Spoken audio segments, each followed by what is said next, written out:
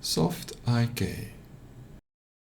As with all IK rigs, you can see that if you stretch the arm to its limit, then the lower arm locator will pop just before the arm is at its maximum length. And this is called IK popping, or not smooth IK. And this is something that's inherent to this technique. So I wanted to have a look at how to prevent this and smooth this popping out with something that's called soft IK or smooth IK. So let's open up a file that I've prepared to have a closer look at how we can fix this. So in this example file I have prepared an IK setup with popping and an option to smooth it out. So first let's look at what happens when you stretch an IK.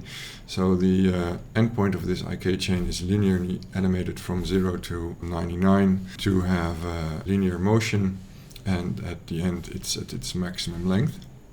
You can already see, as once you get to the end, the step size of the joint gets larger. And if you enable a motion trail, you can as well see that all the in-between points, the last step it takes, it's a lot larger than the steps before, and they get a little bit longer near the end. And that's what causes the popping at the end, and this is not what we want. And even if you change the ratios of the joints, the curve changes. Of course, now it collapses back on itself in the shortest distance. And you can see that on both sides there is the same thing happening with the popping, where the last segment is much longer than the other segments. So even though in very short bone length situations it might be less noticeable, but still it's there. So changing the length of the bones doesn't change the popping effect. So you can still see it clearly. So if we plot the height of the middle joint compared to the line between the endpoint and the start point, you can see it's an angle describing the same curve as it is now, because the upper and the lower segment are in the same size. And because this is calculated using the angles, and sine and cosine always give result in the range of -1 to 1, it's small because the joint length is 10, as you can see. So let's scale this up to the same size, and now you can't see them anymore because they overlap. If I change it a little bit, you can see they overlap at that point.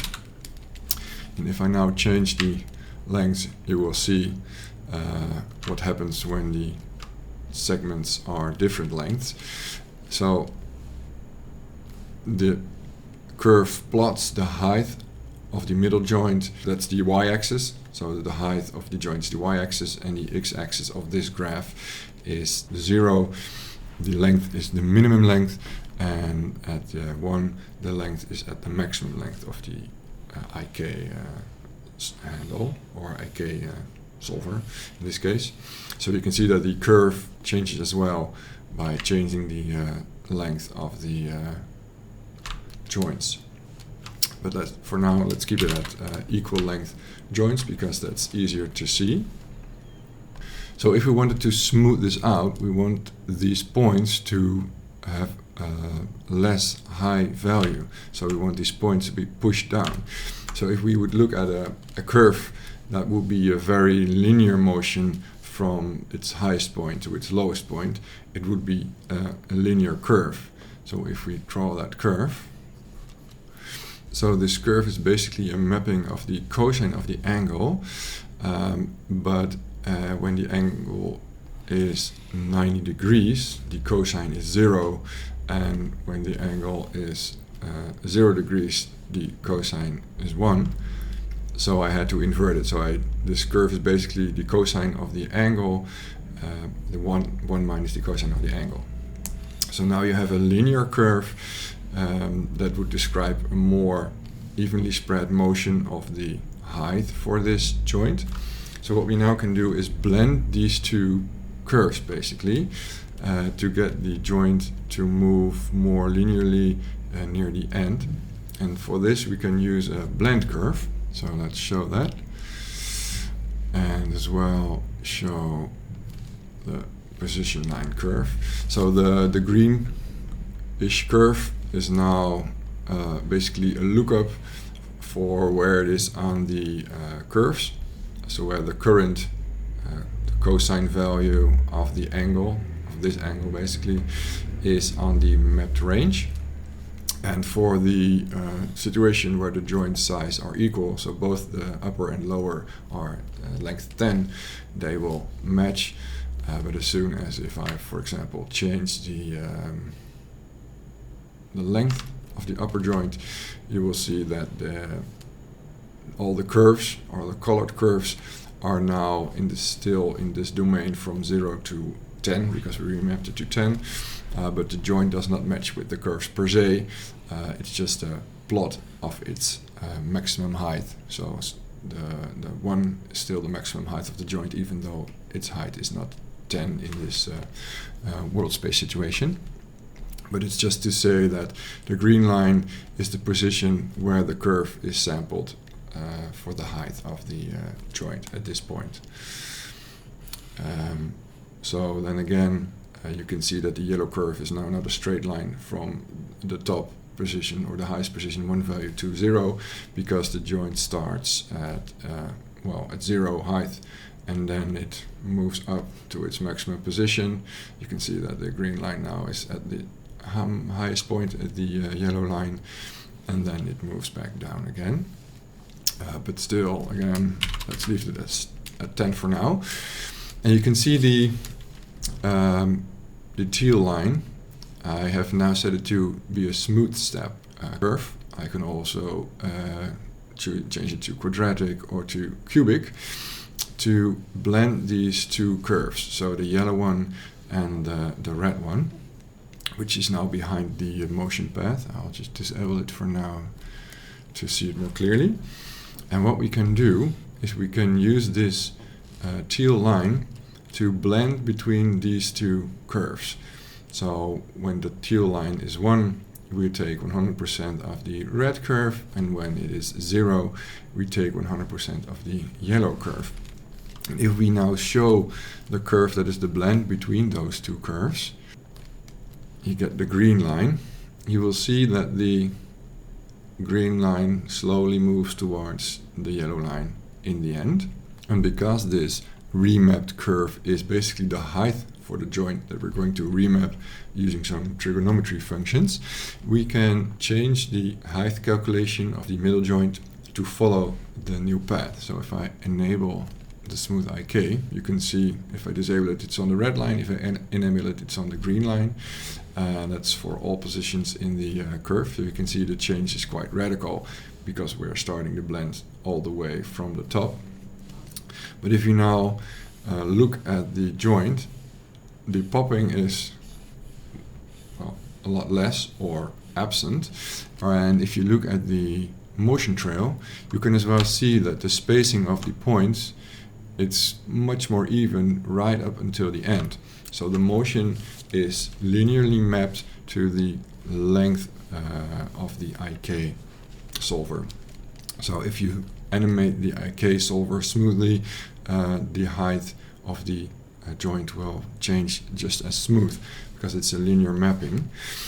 But now you can see that the joints already start scaling right from its maximum bend position or folded position, and that will change the length of the arm during the motion of stretching the arm, which is way too much. So what we can do is we can change the point where the blend curve starts blending. So let's enable the another curve that shows the scaling of the joints first. So these curves, they're now overlapping because they are both the same length, and then you have the same scale curve. So this is basically the scale of the joints mapped in the same range.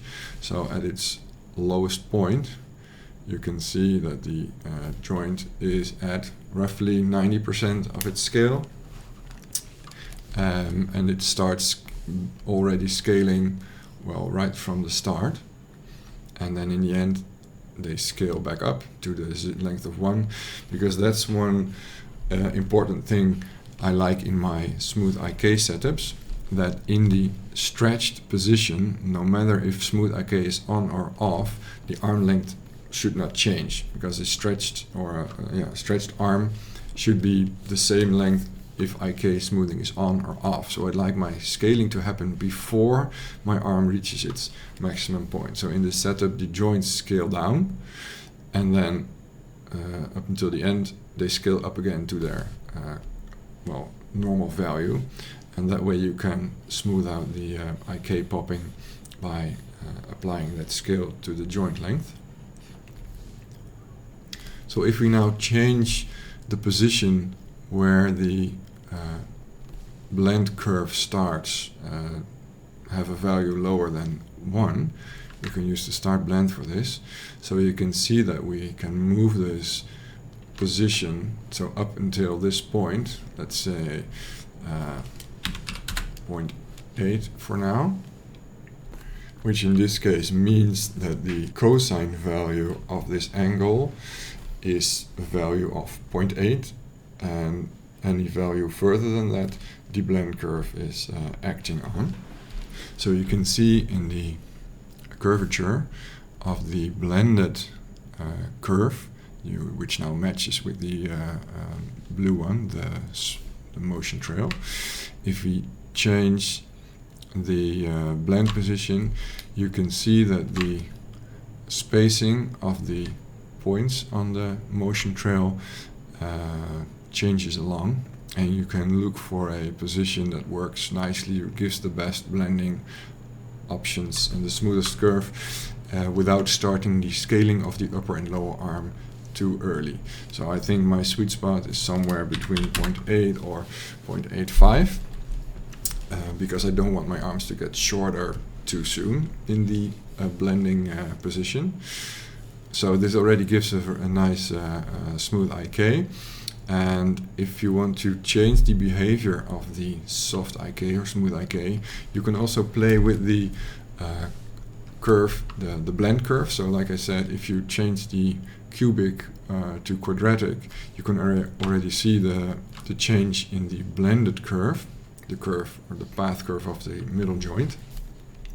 So between cubic, it's a smoother curve. So if I set this to 0 again and watch the target curve only,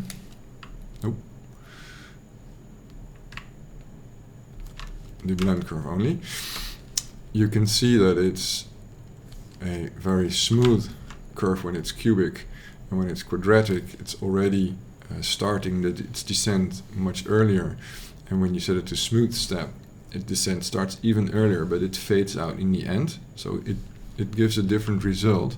So when we look at the blended curve, let's set this back to 0.8 so we can see the curvature back again. If we now change from smooth step to quadratic, you can see that namely the end starts changing between the smooth step and the quadratic. In the smooth step there is a kind of an ease towards the linear line, so when you play the soft IK you can see that in the end it kind of flows into the motion. So this could work better, for example, if you have IK stretching as well, where the motion goes into a stretched arm, the flow between the popping and the stretching of the arm will be smoother. And when you use quadratic or cubic, it's more of a straight line how it ends, so it might be less smooth going into a stretched arm. So this is something you can play with to change how the soft IK behaves. And as well, another thing we can do, instead of taking a linear line, which is the inverse of the cosine value, we can take the squared value of this line. So if we enable, for example, a quadratic, so we have multiplied the value with itself and then subtracted it from 1, you get a more smooth line. You can even smooth out the end a bit more. If you now change this to smooth step, you get an even more soft ease into the straight position. And this is more preference. You can play with these different curves to get the result that you want, that works best for your rig and for your liking. And then there's one more option that you can add, because now you can see that the joint breaks away from the the arced curve, and it might look a bit strange for some rigs. So you can also limit the length of the upper arm to stay the same and do all the scaling on the lower arm segment. And if you, for example, turn that on, you will see that the joint will stay on its arc, and only the lower arm segment will scale, but the scaling on the lower arm segment will be a lot more than on the upper arm segment. You can see that as well in the scaled curves. You can see that the lower has a much larger scale or lower scale value than if you change it to both, because when they both scale, its maximum scale value or minimum scale value is 92%, and if you enable the lower scale only, you can see that the maximum scale is roughly 87%. So it's a different scale value. It gets even lower a little bit. So that's something to figure out for yourself which setup you would like the most. So these are the different flavors of Smooth IK. So now maybe let's have a look at how we can actually implement this in our rig that we have built so far. One more thing that might be worth mentioning is that you could, of course, instead of calculating these values, the height, the remet height value of the joint with nodes for every situation, you can also bake these scale curves. But then if you, for example, allow scaling, individual scaling of the limbs of the arm, you will get a mismatch, because as soon as you start changing the length of this arm segment, for example, you can see that the scale curvature changes.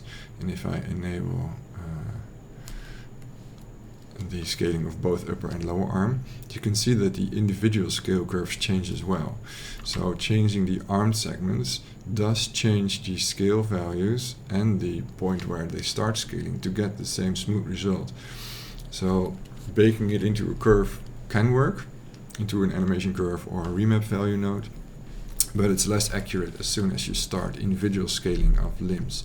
In the past I used to use a baked animation curve as well, but this is more accurate, and since the cosine and sine and arc cosine nodes have been added to Maya, you can easily create this in the node graph as well, this behavior. And the speed penalty is not very large, but we'll have a look at that as well. So back in our file with the ARM setup, we are now going to implement the soft IK onto this IK solver that we created. So if we look at the ARM, the first step that we need to do is again create the cosine value with the law of cosines. So let's put our arm in a more bent angle for this. So the triangle again that we have here, we want to find the cosine value of this angle. So if this was A, this was B, this was C, then this was angle capital B. And if we look at the right angle that forms right here on the left side, if we find the cosine value of this angle, we can then calculate the height. So first off, let's again, using the law of cosines, get the cosine. So in the node editor, we had the upper arm length, the lower arm length, and the current length, which are the A, B, and C, and we already had them squared. So basically we're going to replicate this graph here, these nodes, because if we build the soft IK, we're going to create scale values, and the scale values will in the end be inserted in between here. So the upper and lower length are scaled and then fed into the IK solver that we have already created. So let's first start off with the, let's write it down again. So the cosine of B equals a squared plus c squared minus b squared divided by 2ac. So again, let's start with the upper part. We already have the squared nodes, so we can just make a sum node.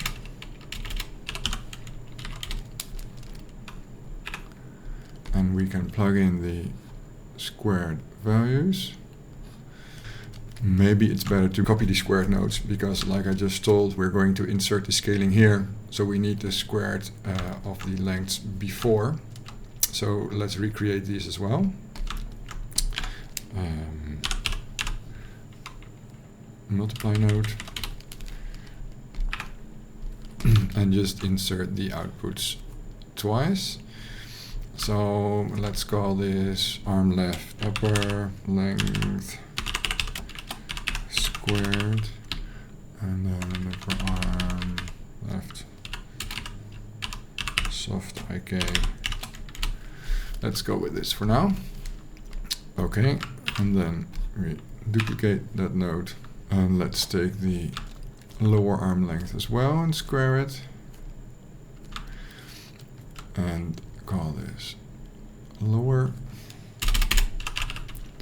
length squared for soft IK. We do not need to take the squared of the current length again, because that will not change, because we're only going to scale the upper and lower. So we can use the arm length squared for this as well. So then let's take these. So the upper length squared, so the A, and then the C, which is this one, arm length squared, yep.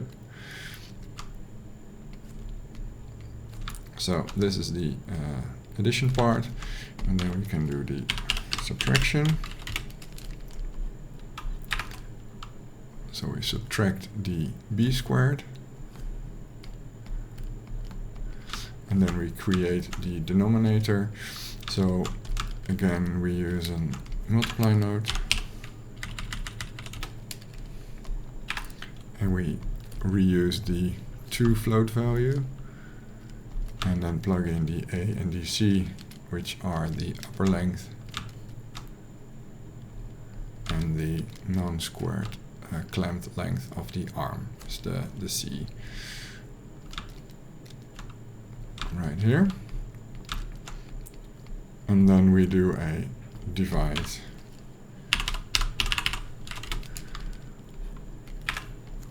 and we divide the numerator with the denominator, and then we get this side of the equation.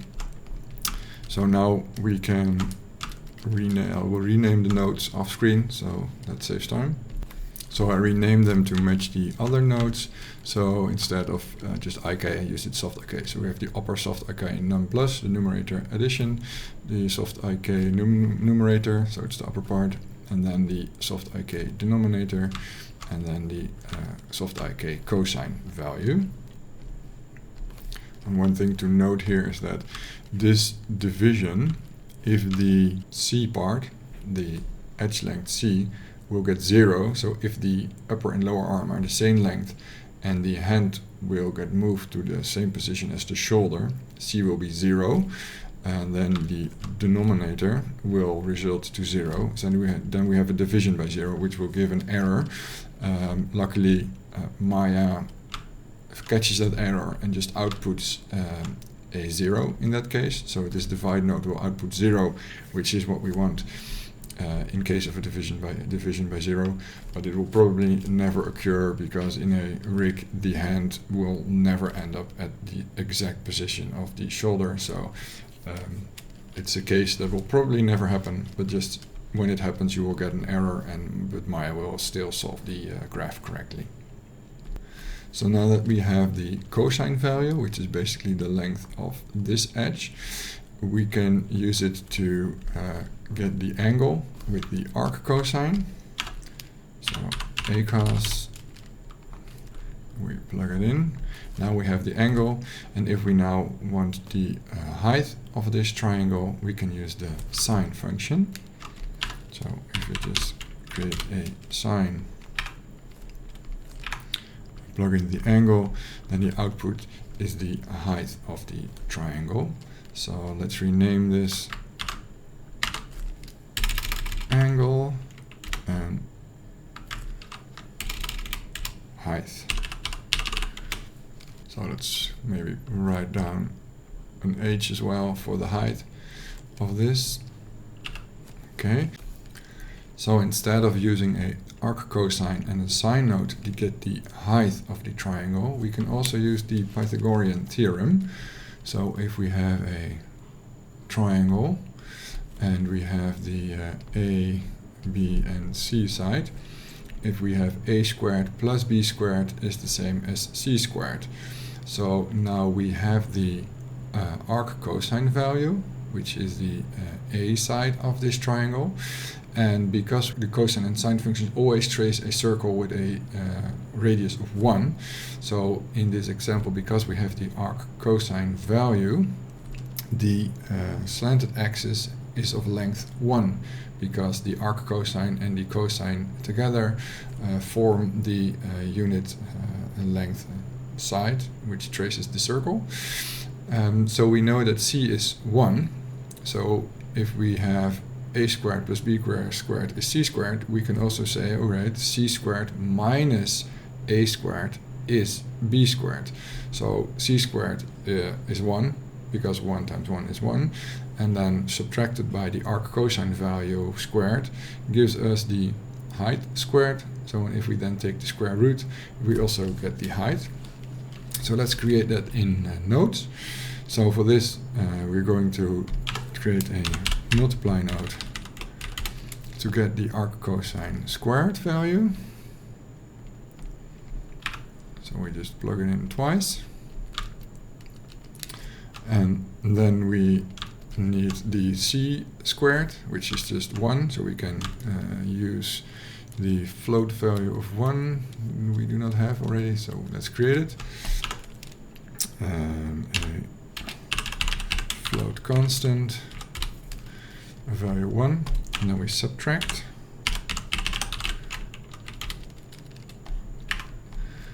We subtract the squared from the value of 1. So now we have the height squared, and if we now take a square root, Maya does not have a square root node, but we can use the power node for this. And if you set the exponent to 1/2, it's the same as taking the square root of 2. So now we plug this in, and now this gives us the height. And if we look at the output for this, you will see that the value is 0.618947, which is the same as this value, 0.618947. So it gives us the same value.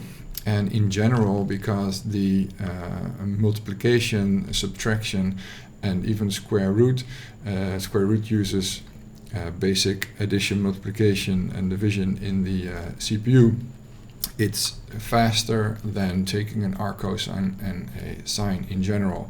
So if you can solve your math with regular math nodes instead of using the trigonometry nodes, it can save you some speed. This depends on what kind of CPU you're using and how your program is constructed and what compiler is used, but in general you could say it should be faster. So even though it's more nodes, it should save you some performance. So let's rename these new nodes.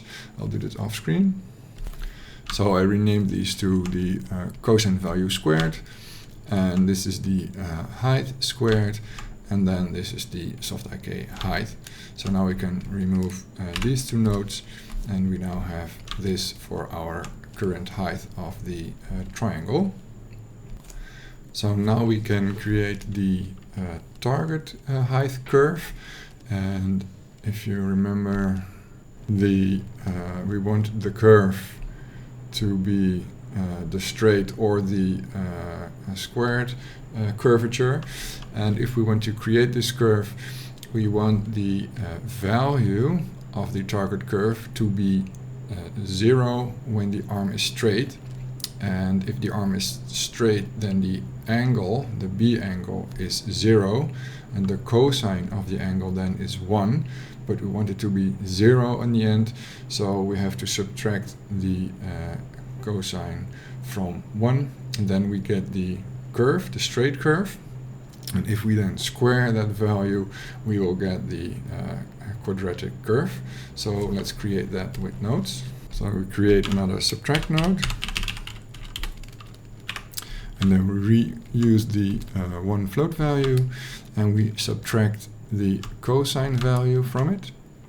And now this gives us the straight line, which goes from 1 if the arm is well, pointing upwards, the angle is 90 degrees. In this case, if the hand were at the exact position of the shoulder, the arm would be pointing in this direction. And if the arm is straight, the angle is 0, the cosine is 1, so then it is 0, the value. So now what we can do is just simply multiply this value with itself, so we get the quadratic curve. So if we create a multiply node,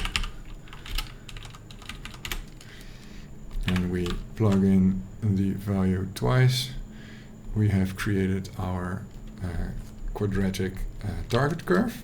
So let's rename these nodes. So I named them to linear target height and quadratic target height.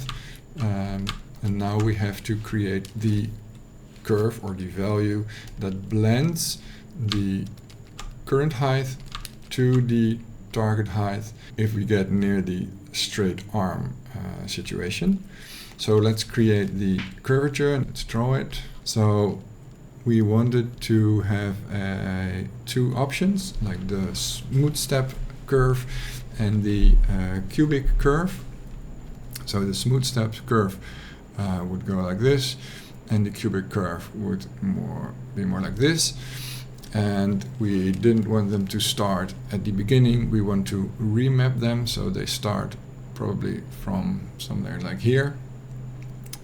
So let's create those two values with nodes, and then we can choose which one to use when we proceed. So Maya has a smooth step node,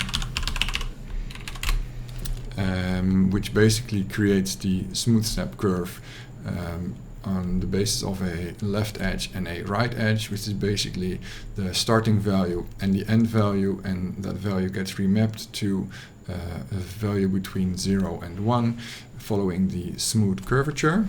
So in this case, if we were to set the left edge, for example, to let's say 0.8, if this is 0 and this is 1, this would be 0.8, then at 0.8 the value would be 0, and at 1 the value would be 1.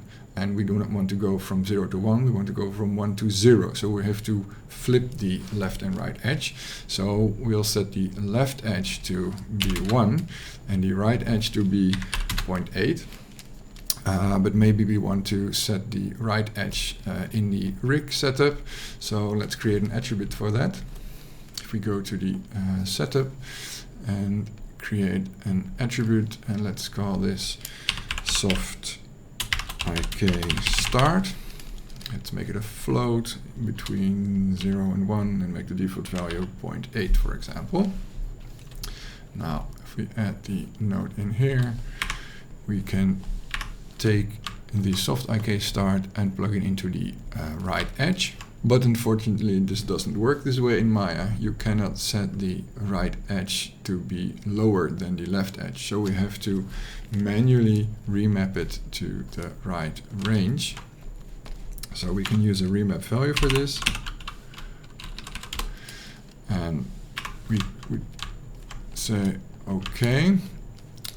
If we take the input value of the remap value will be the cosine value.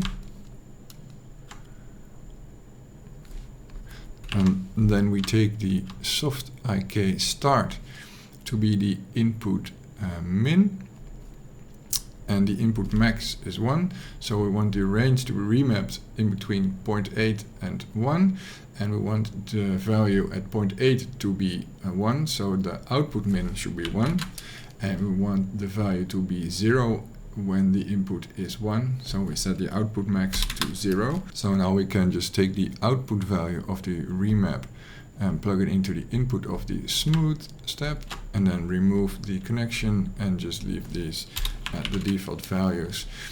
And then the smooth curvature is what we want. It will be 1 until the point of blending, and then it will create the smooth step fall off curvature. So this is the smooth step variant. Let's rename these. Okay, so I renamed them to cos value remapped and to smooth step blend value. Now let's look at the other curve, the cubic curve. So for that we can use a multiply node. So remembering that the cosine value is a straight line that comes from 0 to 1. So if we take the cosine value and we cube it, then we will get the curvature that is like this. And if we use the remapped value of the cosine, which is basically this line, then we get a cubed curve that is like this. It's kind of cluttered, but you get the point. Okay, so let's create this multiply node.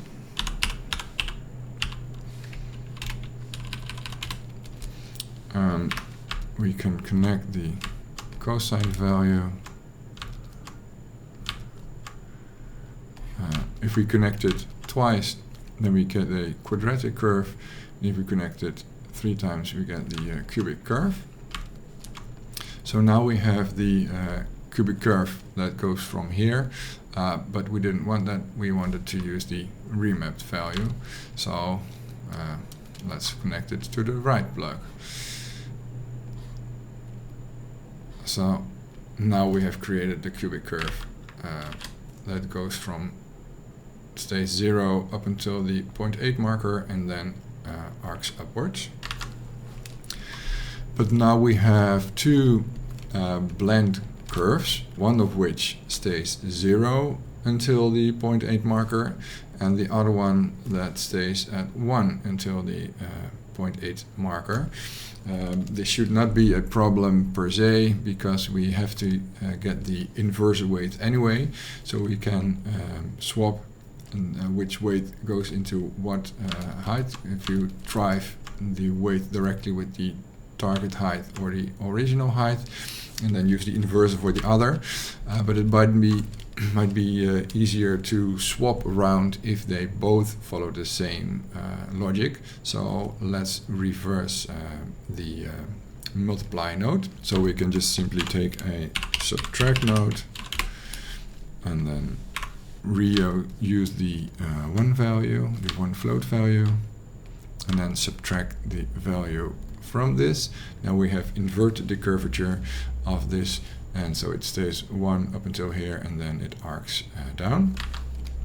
And as well, this is the inverse weight of this, and we're going to need these both. So we're just going to need to create the inverse weight for this as well, and we can do that in the same manner. So if we create another subtract node, and again take the 1 value, the float 1 value, and subtract this value from that.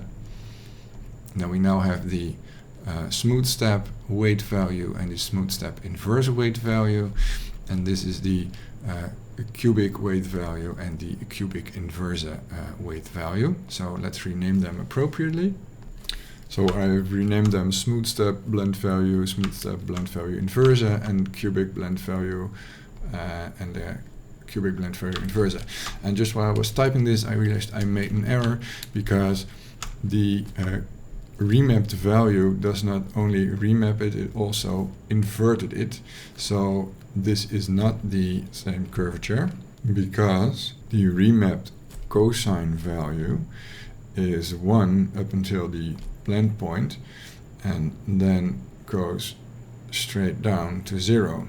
And if we use this value to cube it, we will get a curve that will not be a soft arcing down, but from the point that it starts blending, it will go this way, and that's not the curvature that we want.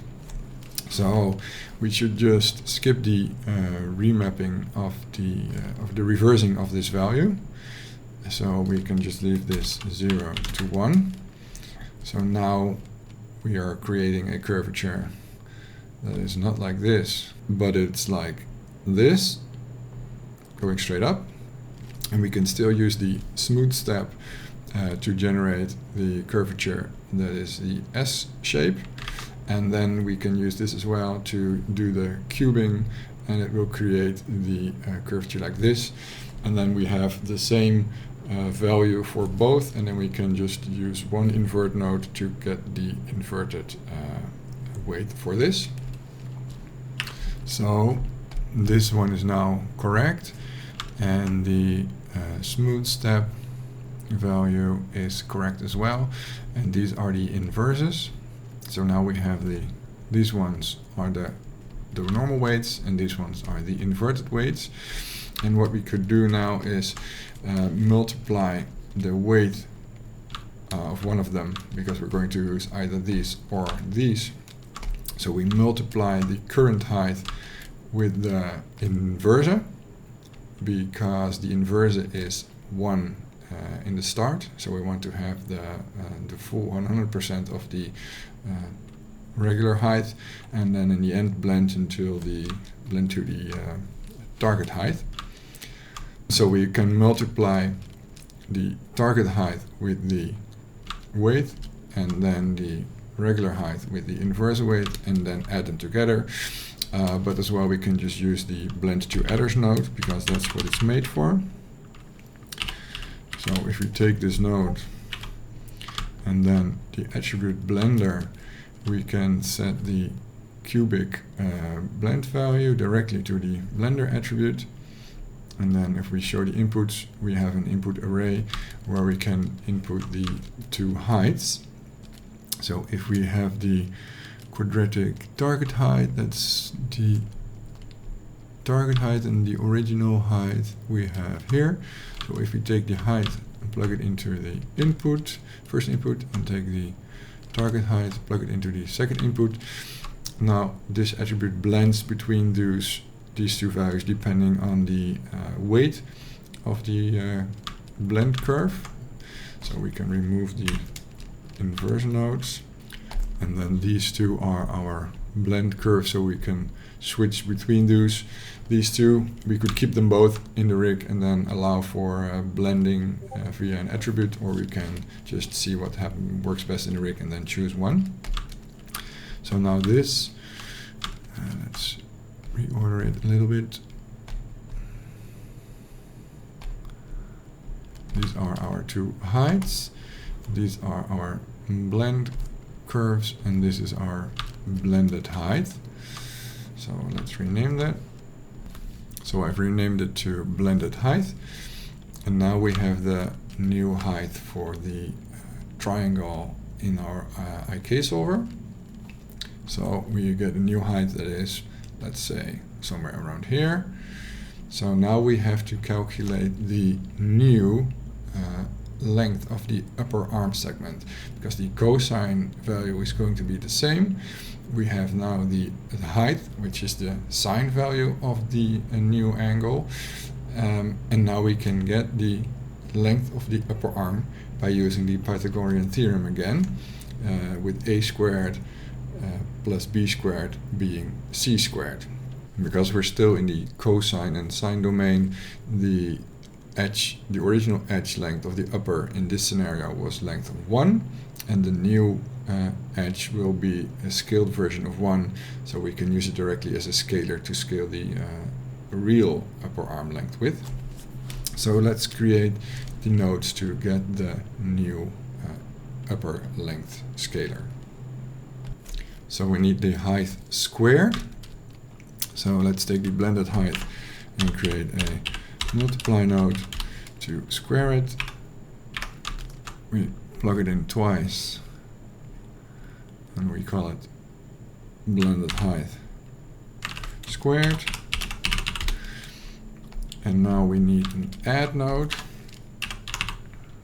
sum node, and we add the blended height squared, and this one with the adjacent edges, the cosine value squared. So the cosine value squared, and now we have the a squared plus b squared, and this is the same as the c squared, the slanted axis. So now if we take the square root, we have the new value, and that is a power node again. We set the exponent to 0.5 to get the square root, and then we plug this into here, and now we have our new slanted edge length, which is a scalar we can directly use because it used to be 1 and now it's a smaller value. So let's call this appropriately. So I've renamed them scalar squared and the soft IK scalar, and we can use this one directly to multiply with the upper length. But first we are going to get the lower length scale value as well, so we can plug them in directly. So to get the lower part scalar, we could do the same thing. We have the original height and we have the length, which would be 1 in this case, and then we can use the Pythagorean theorem to get the cosine value of this triangle, and then we can use the scaled height with the cosine value and the Pythagorean theorem to get the scaled lower part. And for the scenario where the upper and lower segments are the same length, this will give the correct result. However, if we, for example, look at a different setup where we have a upper arm which is shorter than the lower arm, for example, then in the cosine domain this would be the length of 1 that we calculated. This was the height and this was the, let's call it the adjacent edge, the cosine value. And if we are going to assume that this edge, because we're going to treat this as a triangle as well, as a unit triangle, where the slanted axis is length of 1 and the height and the adjacent value are the cosine and sine, then this should be of value of 1 also. But now we have two edges with different lengths, which we will treat as the same length. And of course we have to scale the second triangle to get this to work. And we have to make sure that the slanted axis of the triangle is the same length physically as this triangle. So we have to scale it down by 2 to get this triangle. And then this edge will be length 1. But now we have to correct the new and the original height to also get the same scale value. And we know the scaling ratio between the lower and the upper arm because that are the actual lengths that we have given them. So for example, if the upper arm would be of length 5 and the lower arm would be of length 10, then the scaling ratio is 2. So if we divide the height of the original the upper triangle that we found, if we divide that by 2, we get the proportional original height of the lower triangle.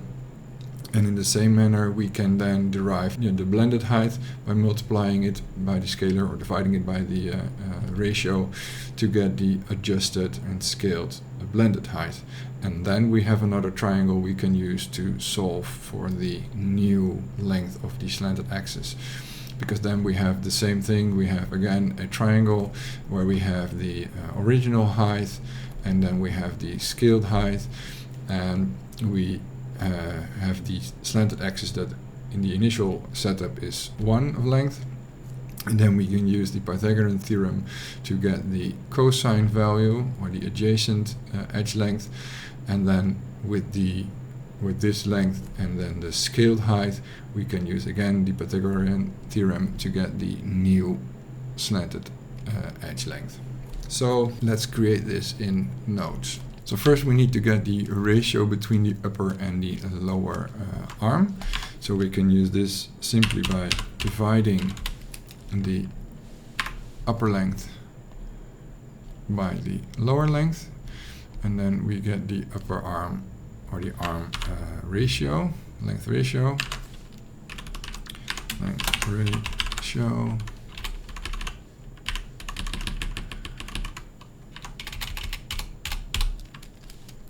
And I see I already used this name, and that's correct because in the arm setup we already have a node which is called length ratio, and that's the difference between the total length and the current length.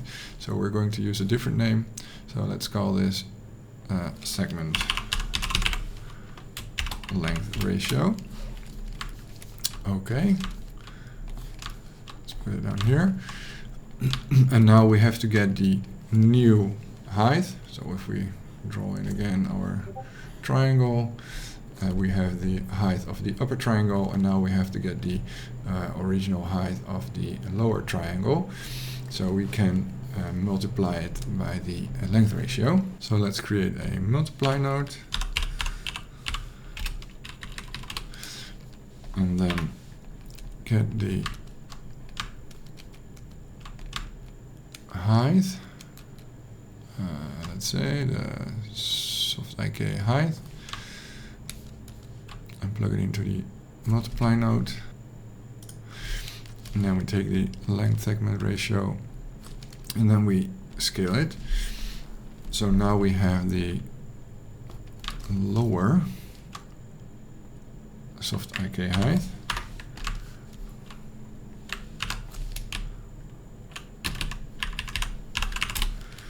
And then we have to do the same thing for the blended height. So we can just duplicate this node and we call it blended height. And then we take the blended height value and plug it into the multiply node, and we multiply it by the length ratio. Okay, so now we have the lower height and the lower adjusted height, and now we have to get the cosine value for this triangle. So we can use the Pythagorean theorem again. So we need to have the height squared. So we get a multiply node, and we take the original height and we multiply it with itself. And then the slanted axis is of length 1. So squaring that gives us 1 again. So we need to subtract the squared height from the 1, and then we get the squared cosine value, or the squared adjacent axis length. So let's create a subtract node. And then we're going to reuse our float 1 value again.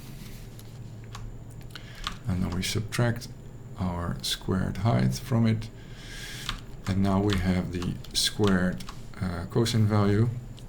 And because we are going to use this again to derive the new slanted axis length, we need to take the square of this to use that. So we're never going to use the non-squared version. So we can just leave it in the squared state. So let's rename these nodes quickly. So I've renamed them to soft IK height squared, lower soft IK height squared, and the lower soft IK cost value squared. I could have also called this adjacent squared because it's the adjacent edge to this angle that we're now working with. But I chose cost value to make it match more with the value that we have for the upper triangle. So now that we have the cosine value squared, we can use this value and the squared adjusted height, the blended height value squared, to get the squared length of the slanted axis. And if we then take the square root, we have the scalar value for the lower arm segment. So let's square the blended height as well. Multiply, and then we multiply it by itself to get this squared, and then we add these squared values together. So we add the adjacent squared with the opposite squared, and then we get the slanted squared. So let's add these together with a sum node.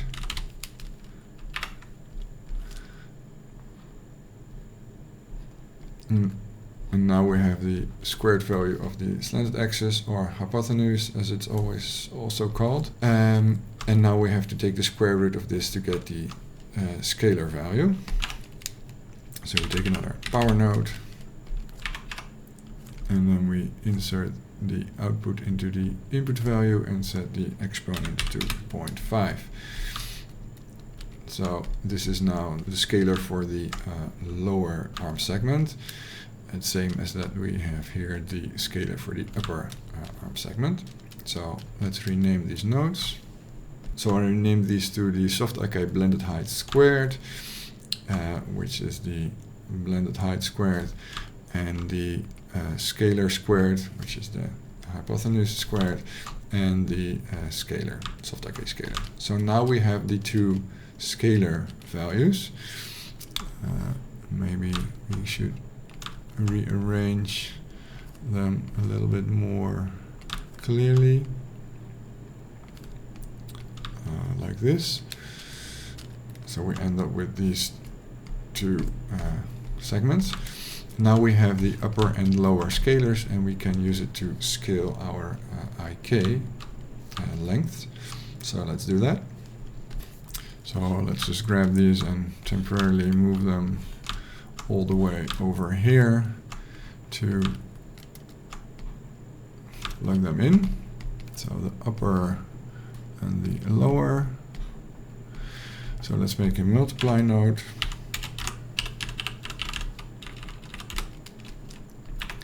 And then we take the output of the upper length, plug it in, and then we scale it by the scaled and the scalar for the upper, and we create another multiply node, and then we plug in the lower length and the lower scalar, soft IK scalar, and now we should rename these two. So I renamed them to upper length scaled and lower length scaled. And now we have to reroute the plugs from the upper length and lower length to these two. But first, let's put these back where they belong, right here. And then we have to make sure that, because these are used by the soft IK, these connections, so we should not reroute these connections, but all the other ones should only affect the IK solver. So we should replug these from upper length to the upper length scaled. At first, maybe let's move all these soft IK nodes a little bit more to the top, so that we can clearly see which connections are going to the soft IK calculations, because we're using the upper and lower length in this part as well. So now we can see more clearly which connections we need to replug and which we don't. So the ones going up should not be replaced, and the ones going down should be. So first off, let's take these two and replug them. So the upper length squared uses the new scaled version, and then this connection should be replaced as well. Yep, and these two as well going into the IK solver.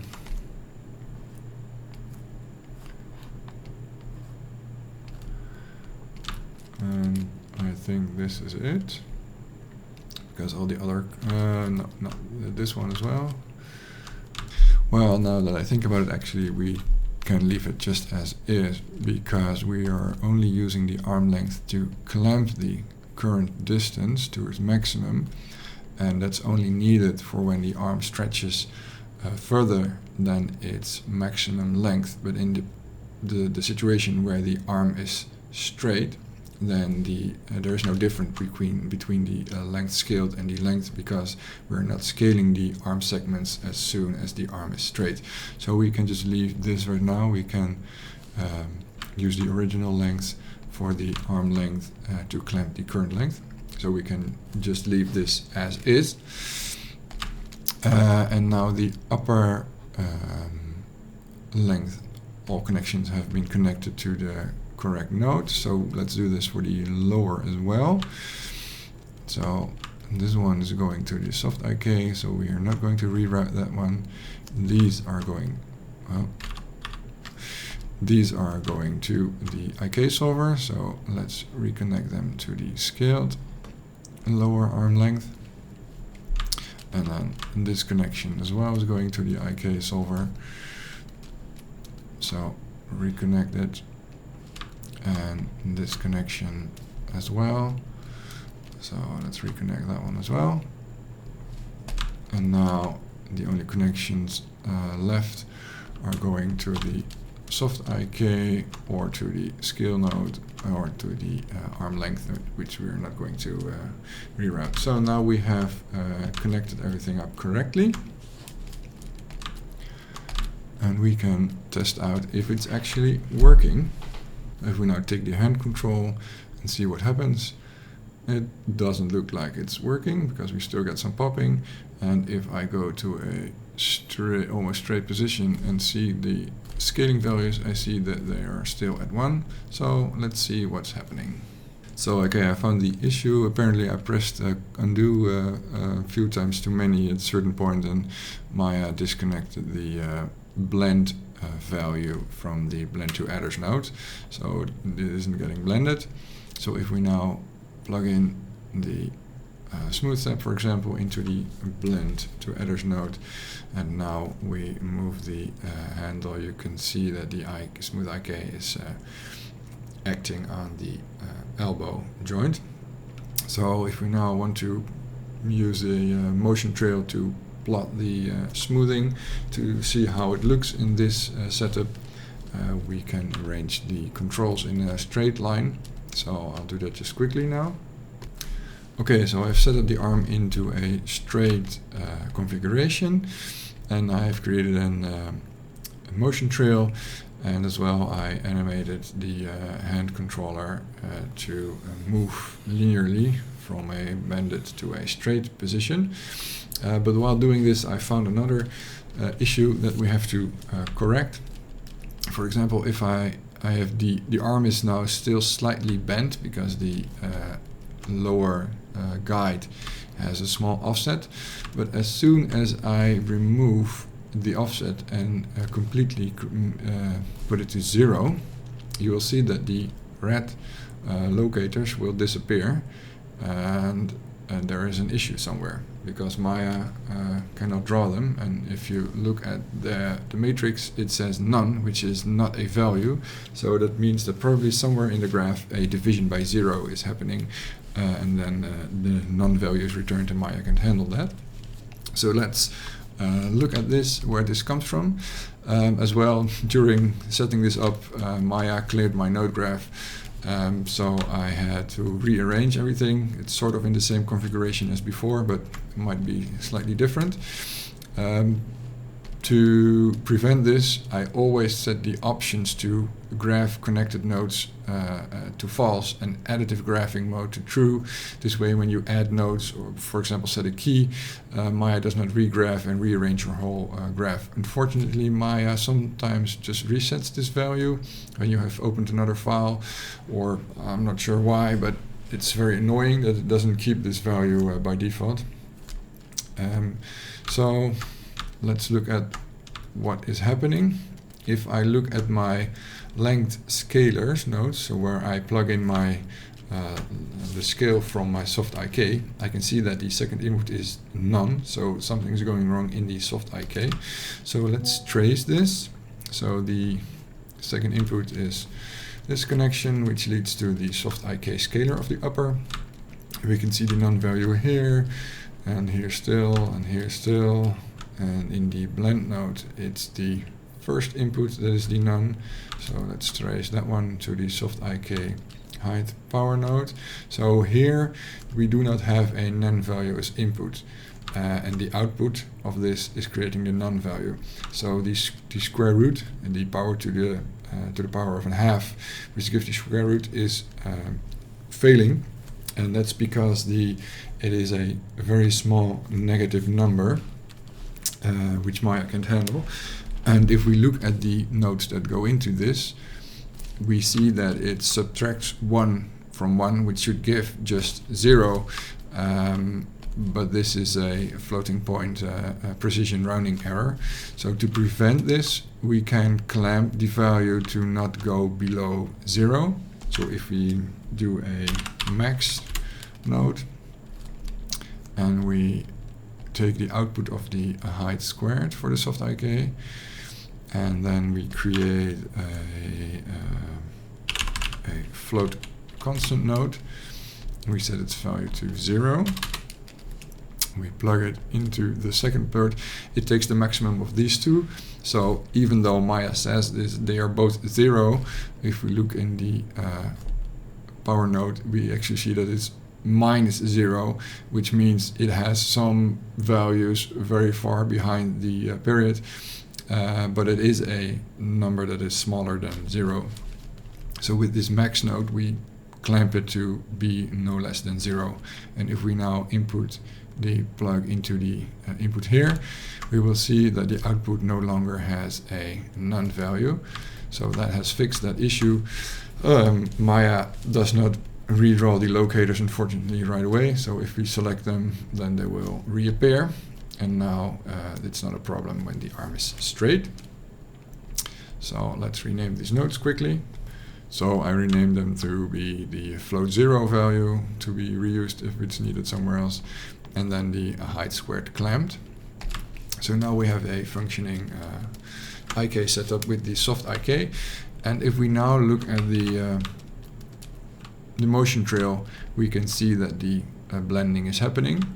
You can see that as soon as the blend point is reached, you can see a small, well, I would say kink in the flow of the motion of the lower arm, and that's because we're using the smooth step.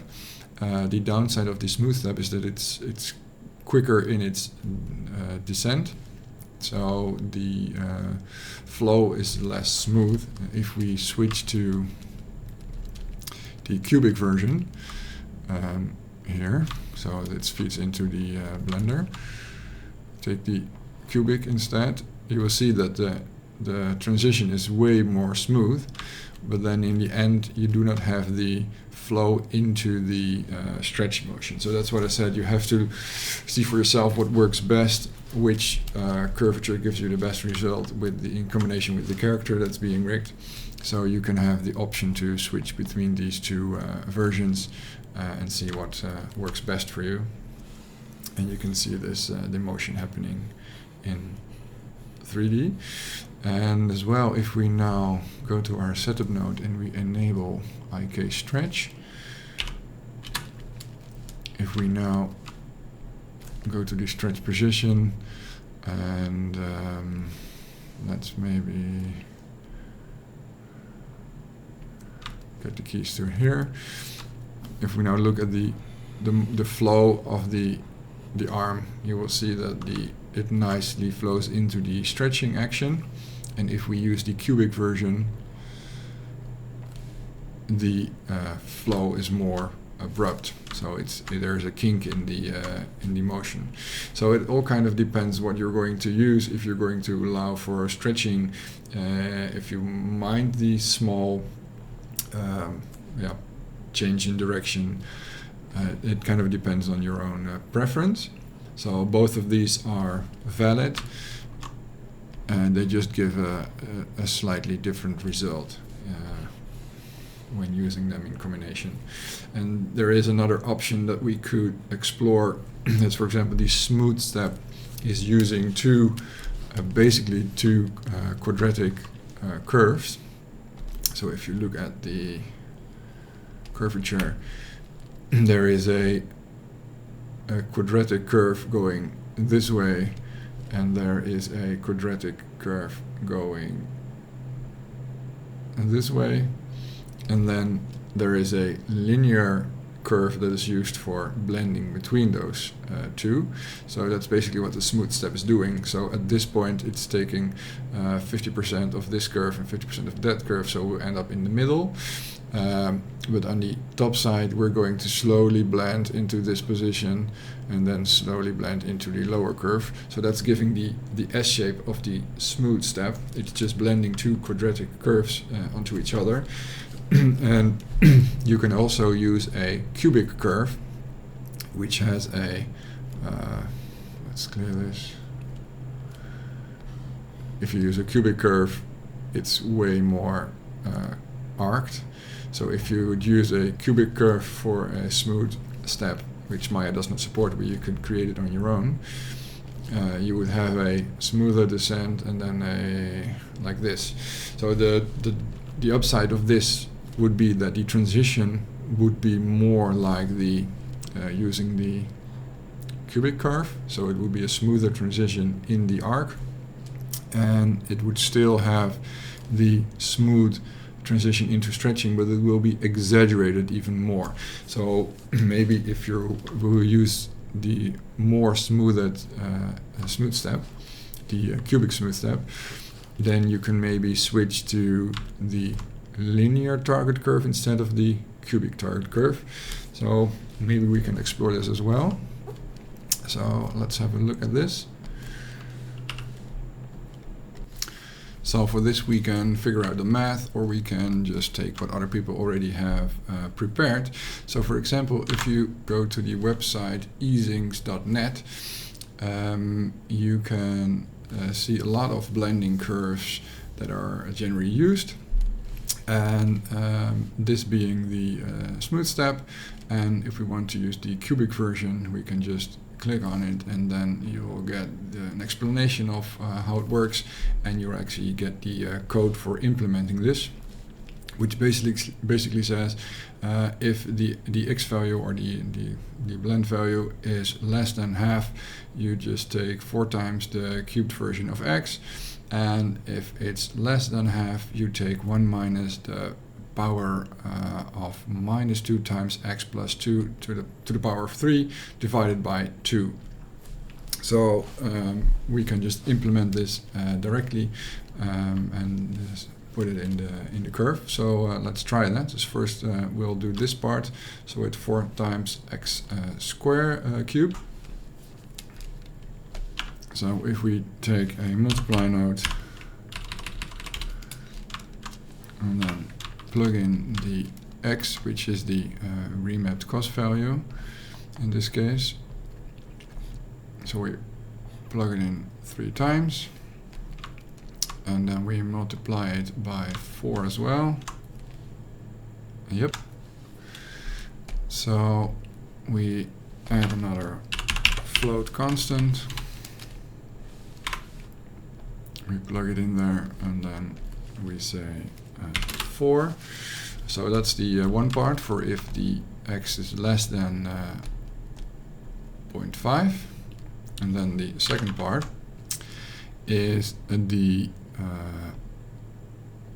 minus 2 times x plus 2 to the power of 3. So first we do the minus 2 times x.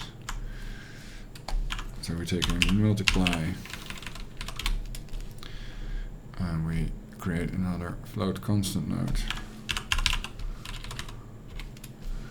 And we set this to minus 2. And we do times x. And then we do a sum node, because it was plus 2.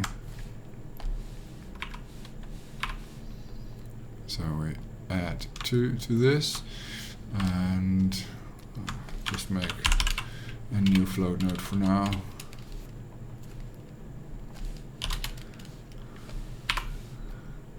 Add it in there. And then the result was to the power of 3. So we do a power node. And we plug in this into the input, and we set the exponent to 3. And then we divide by 2. So we do a divide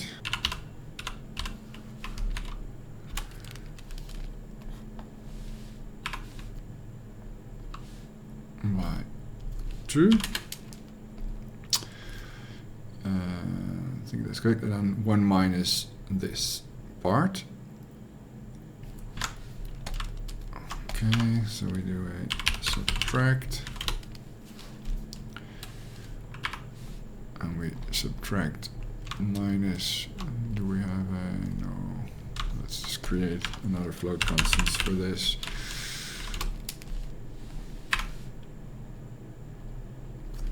So 1 minus, and then because the input now is, let's see, the value of this is 0, so it should use the first part of the evaluation. So let's do that as well. So let's move this up a little bit. So now we have to use this part for when the input is less than 0.5, and we have to use this part for when it's greater than 0.5. So we could use a condition node for this.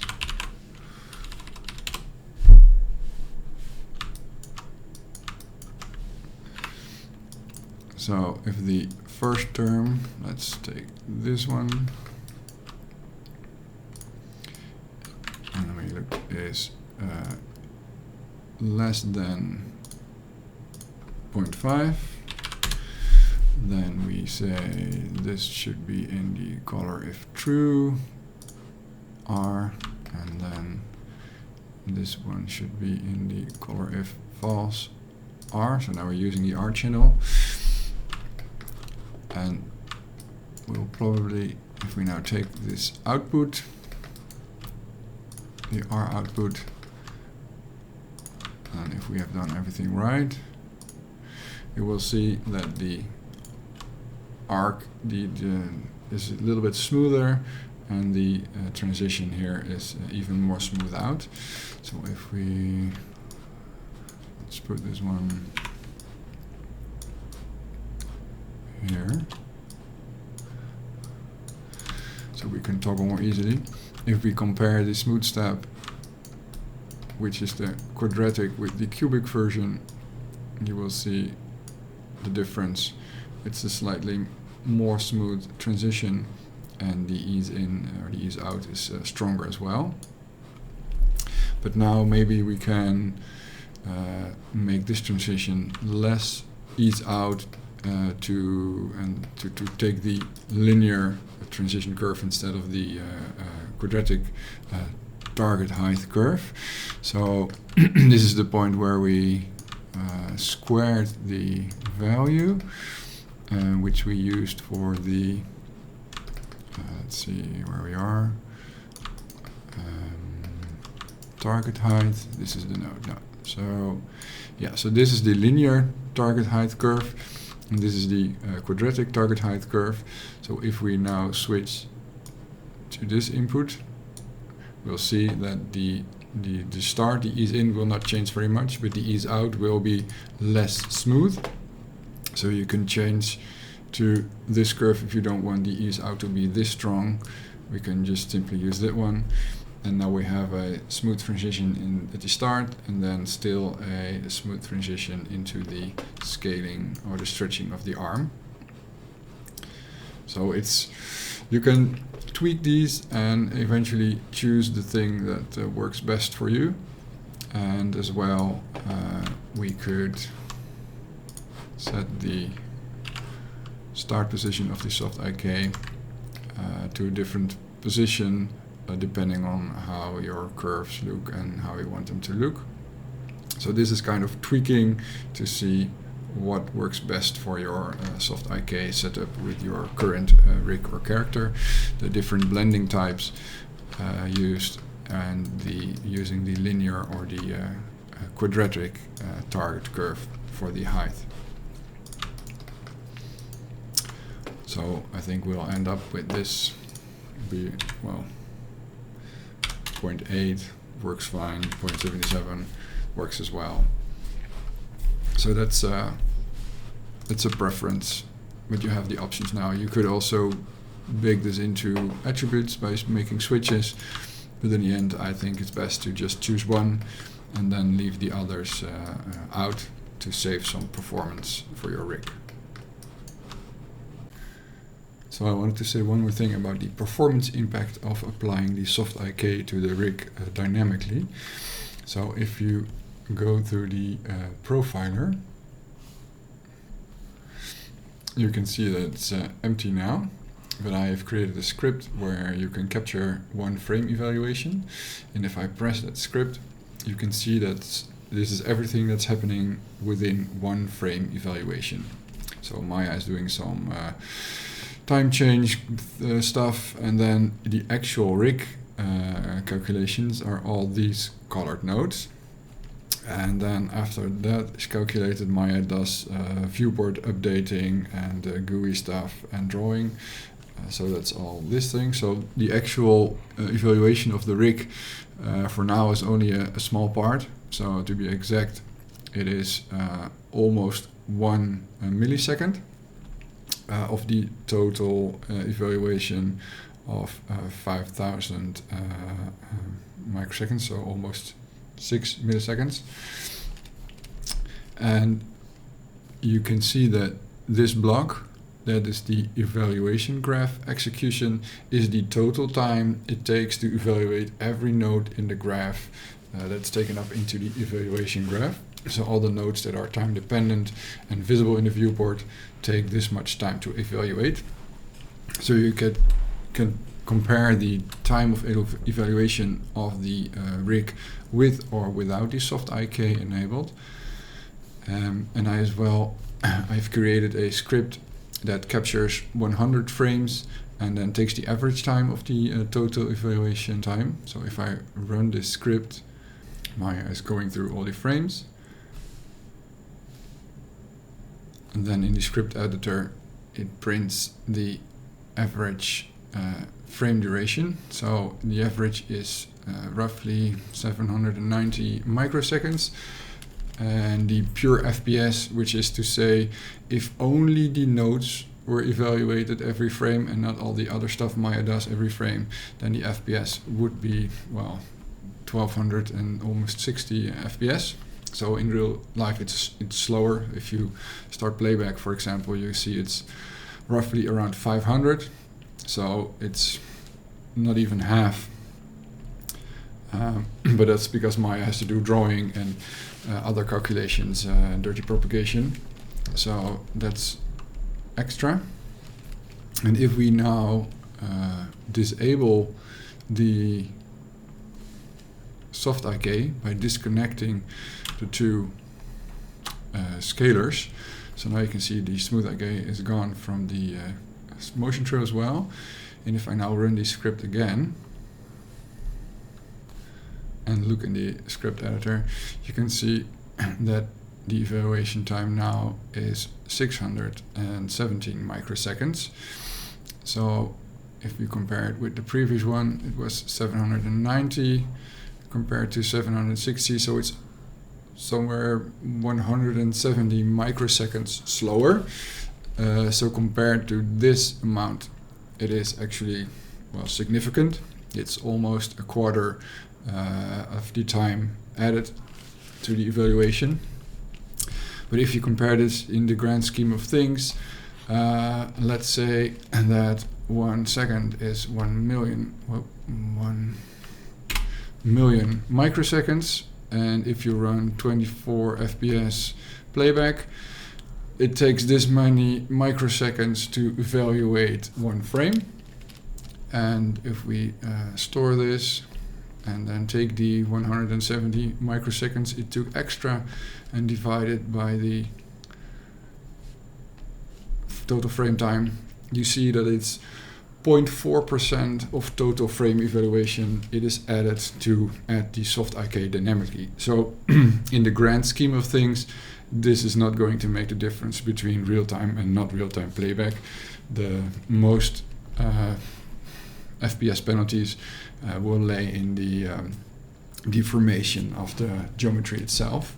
So it is less fast. It takes up computation, the soft IK, but overall, my opinion is it's well within the acceptable range of slowdowns. So if we take a look at the script, I can step through it very quickly. It's a very simple Python script. It basically says we run 99 times. We evaluate 99 frames, and we modulate every 20 frames. So we only evaluate 20 frames, and then we go back to the first and then do this. You can also set this to a different number. But it uses the profiler Maya command, and basically I set the buffer size, I capture the current frame, so we can return to the current frame after the script is done, and then I query the file name, and then I get the file path of the current file name, so it's basically just the current file path without the file name, and then I get the version and the product version of Maya. And then I create a temporary output path, which is basically a text file with a specific name within the current folder that the file is in that we are working on. And then I set the buffer size to the profiler. This is basically just how much memory the profiler can take up while recording frames. And then I create a variable which says the average duration, and I set it to 0, and then I loop to all the frame numbers, or I iterate over all the amount of frames I have to evaluate. Then I calculate which is the current frame we're going to evaluate. And then I reset the profiler, and then I set the profiler to sample, which is basically record everything that is happening, every evaluation. Then I change the frame time to the frame that I want to go to, and then the profiler records every evaluation step that is needed to get to this frame, and then I turn the profiler sampling off so it does not record anymore, and then I tell the profiler to save its data to the output file that we generated here. Then I open this file and I read all the lines, and then the file has a specific format, which you can see here. So it basically stores a bunch of comment tags, and these comment tags, if you scroll down, are used in the actual recording of events. So in this event table, you have the event time, the time, CPU time or computer time at what point the event happened. Then you have a comment, you have an extra comment, then you have a category ID, and then you have the actual duration of this event, and then some more things about the threads and CPU and thread IDs. So basically what I do in the script, I know that the node that I want to check the time from is the EvaluationGraphExecution. So it's the @7 comment tag, and then basically if you scroll down again, then we can find the @7 node right here. And so you can read out that its evaluation time was 592 microseconds. So basically I use the script, I check the comment tag, which was the @7. So I scan every line and I check if the line contains the equals evaluation graph execution, and if that's so, I store the comment tag, and then I continue every line if the comment tag is not none anymore, because then I have already found it. I can check every line to see if it has the comment tag, and then if I found that line, I just split the lines on the tabs and I get the duration as an integer and I add it to the average duration. And if I have done this for every frame, I just divide it by the amount of frames I evaluated, and then I print the average duration, and it's pure FPS, and then I reset the time to its current time that I started from. So basically very simple script, but very efficient in seeing difference between rig evaluations if you disable something, because you take the average of 100 frames. It's more accurate because Maya does a lot, depends on how the CPUs are being used by other programs, so it can differ from frame to frame, the evaluation time. So if you take enough samples, it will get more accurate. So that much for the real-time evaluation of the soft IK. I also promised to take a look at how to set up the soft IK with only scaling in the lower arm and not in the upper arm. I'm not going to do it in notes, but I'm going to explain, and then maybe you can do it yourself in notes to figure out if you can get it to work. So basically, all the steps are the same up until the point where we have calculated the blended height and the height. So we have the, let's call them H and H star. But now we don't want to scale the hypotenuse, we want to rotate it, so it will end up somewhere here, let's say, for this height. So we have to recalculate the adjacent edge. So, but in this example, the hypotenuse will stay 1. So we have the length here of 1. We have the blended height, and then we can use again the Pythagorean theorem to get the new adjacent edge. So a squared plus b squared equals c squared. So we can say c squared, so 1 squared minus the height star squared equals the adjacent squared. Let's call it a for now. So equals a squared. So you could do the 1 minus the height blended squared, and then the square root will give you the adjacent length. Now we have the adjacent length in the space where the hypotenuse is length 1. So if we want to convert this into the actual length, we can just multiply this length with the actual length of the upper arm segment. So for example, let's say that in this example it's 5.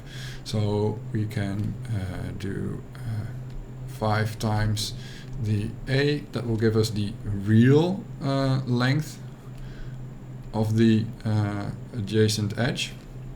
And because we know the actual length between the shoulder and the hand, which is this length, we can subtract the A from the actual length, and then we get the new A for the lower triangle.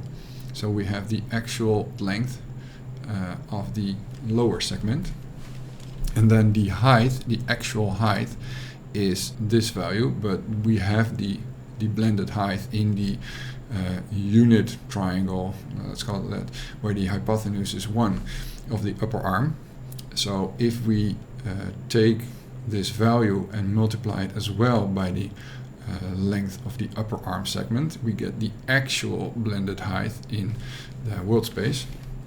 So if we take the H star and multiply it by the actual length, so times 5, we get the actual height. Let's call it h, I don't know, a for actual. These are not official terminology, by the way, it's just made up by me. So now we have the adjacent edge length in world space, we have the height length in world space. So now we can calculate the actual length of the lower arm segment in world space, again with the Pythagorean theorem. So if we take the squared of this value, add it to the squared of the actual height, we get the squared value of the actual length of the lower arm segment, which will be here. And if we then take the square root of this actual length, then it gives us the actual length in world space. So with that actual length, we can just basically simply divide the new length by the unscaled length. So the new length divided by, if this were 10, divided by 10 will give us the scalar value. So this is in short how you would set up the soft IK, where the upper arm segment does not scale and only the lower arm segment scales. So I hope this is clear, and if not, use your brain and try to figure it out.